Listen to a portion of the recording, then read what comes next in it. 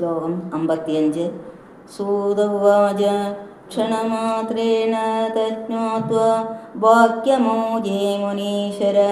സൂതൻ പറഞ്ഞു, ക്ഷണമാത്രത്താൽ ദുഃഖകാരണമറിഞ്ഞ മുനീശ്വരൻ പറഞ്ഞു.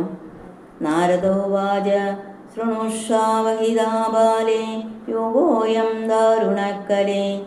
ശ്ലോകം 56. തേന ലോപ്തേ സദാചാരോ യോഗമാകസ്തവാംസി ച ജനാഞ്ജനാദ്യാസുരായന്തേ ഷാഢ്യദുഷ്കർമ്മകാരിണഃ. തേന ലോപ്ത സദാചാരോ യോഗമാർഗസ്തവാംസി ച ജനാദ്യാസുരായന്തേ ഷാഢ്യദുഷ്കർമ്മകാരിണഃ. ശ്ലോകം 57. ഇഹ സന്തോ വിഷീദന്തി പ്രഗിഷ്യന്തി ഹ്യ സാധവ ദത്തേ ധൈര്യം ദോയോ ധീമാൻ സധീര പണ്ഡിതോധവ. ഇഹ സന്തോ വിഷീദന്തി പ്രഗിഷ്യന്തി ഹ്യ സാധവ ദത്തേ ധൈര്യം ദോയോ ധീമാൻ സധീര പണ്ഡിതോധവ. നാരദൻ പറഞ്ഞു, ഹേ ബാലേ, മനസ്സിരുത്തി കേൾക്കുക. ഈ യുഗം മഹാഭയം ജനിപ്പിക്കുന്ന കലിയാവുന്നു. ആ കലിയുടെ പ്രഭാവം നിമിത്തം സദാചാരവും യോഗമാർഗവും തപസ്സുകളും നശിച്ചുപോയി. ജനങ്ങൾ ഇക്കാലത്തിൽ വഞ്ചനകളും ദോഷകർമ്മങ്ങളും ചെയ്യുന്നവരായിരിക്കയാൽ അസുരന്മാരോട് തുല്യന്മാരാകുന്നു. സജ്ജനങ്ങൾ ദുഃഖിക്കുകയും ദുർജനങ്ങൾ സന്തോഷിക്കുകയും ചെയ്യുന്ന കാലമാണിത്. യാതൊരു ബുദ്ധിമാൻ വിചാരശക്തിയാൽ ധൈര്യത്തെ അവലംബിച്ചിരിക്കുന്നുവോ അവനെ മാത്രം ധീരനെന്ന പണ്ഡിതനെന്നോ പറയാം.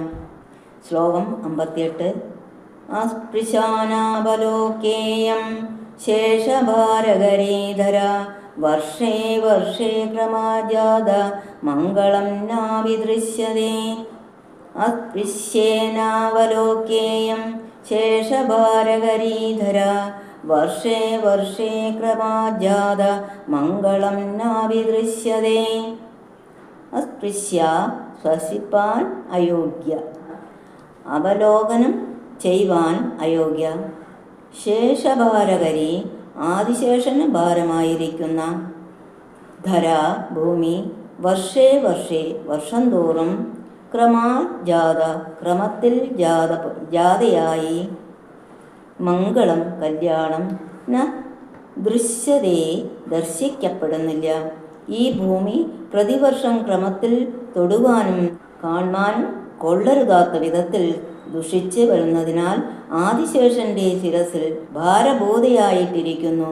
ഏതൊരു ദിക്കിലും മംഗളം കാണപ്പെടുന്നില്ല. ശ്ലോകം 59.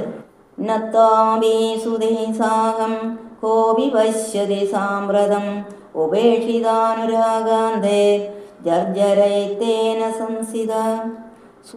സുതൈ സാഹം പുത്രന്മാരോടുകൂടെ ത്വാം അവി നിന്നെയും സാമ്പ്രതം ക അഭിനപശ്യതി ഇപ്പോൾ ആരും നോക്കുന്നില്ല.